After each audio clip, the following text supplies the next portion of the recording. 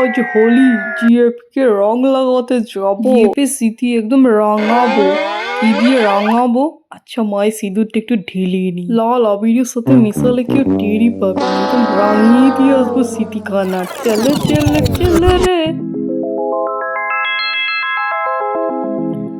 ও ঠাকুরপো, ও ঠাকুরপো, এদিকে আসো, এদিকে আসো। কি হলো বৌদি, ডাকছো কেন? রং নিয়ে চলে যাচ্ছ?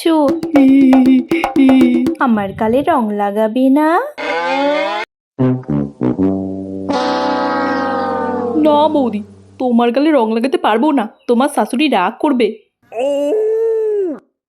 আরে পিন্টু, তুই আমাদের পাড়ার ছেলে, হোলির দিনে একটু রং দিবি, আমি কি না করতে পারি?